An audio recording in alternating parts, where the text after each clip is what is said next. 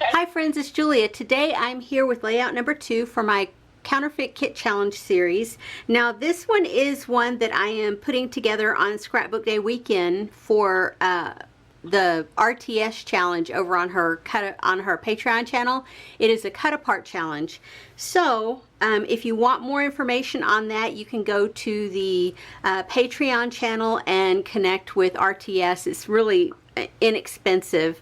It's $1 a month for a subscription to that service, and then you can see everything, all of her content. There are no levels for her. It's just all one content.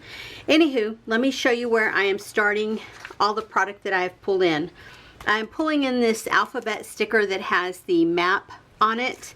I have a ton of tiny little embellishments and things from the ephemera that I pulled in from my color bins. There's even some chipboard in here that I pulled out from the chipboard sheets that I added in.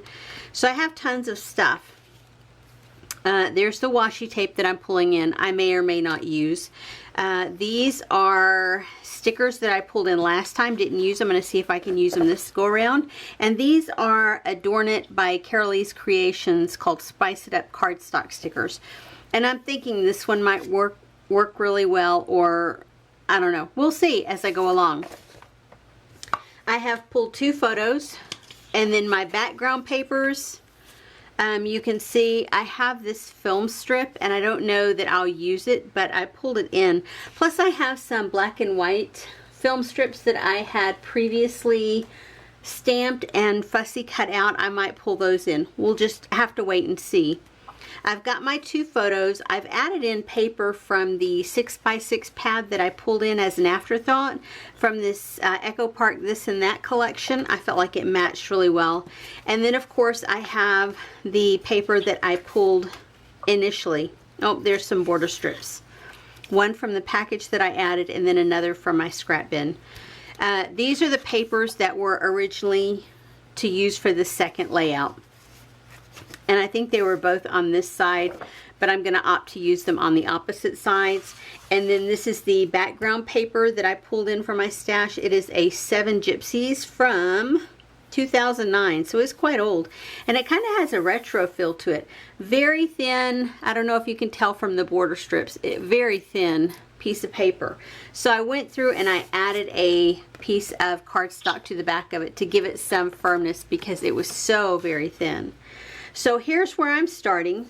Give me a few minutes and I will come back and I will show you what I have created, the way that Janet is doing things, and hopefully this will inspire you to get into your stash and play with something as well. Anyway, be right back.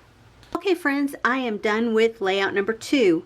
Let me show you what I did not use. I did not use this strip of paper that I had cut out to use in this.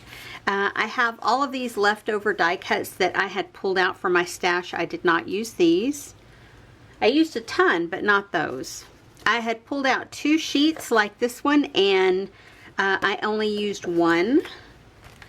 And I did not use these again. I really wanted to, but I didn't. For the layout, there's leftover bits of paper that I did use.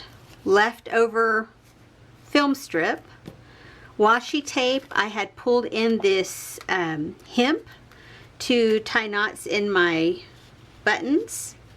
Here's some more of those little die cuts. And I did use a portion of that sticker that I wanted to use. And I did use the alphabet that I had pulled in, and here is the layout that I created. Now this one again is a 2 photo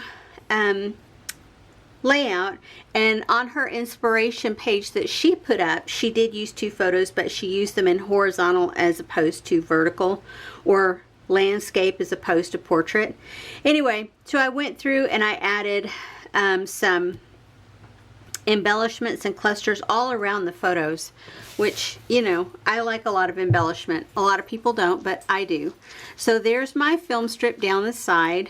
There's a ton of those chipboard pieces, and then the buttons that I had previously stamped and fussy cut, I scattered all over, and then I had pulled in that one. That one was actually a chipboard piece. There's chipboard there, Oh, and I didn't show you, I used a ton of chipboard from this sheet here. Not so much the other sheet that I added in, but there's an 8-ball, a little car, not a domino. Yeah, a domino. A clock, and then over here it looks like a compass of some sort that shows template, pull vent, variable, bow, and bow fix. I guess it's in French. Okay, that's actually a cutoff of a piece of branding strip.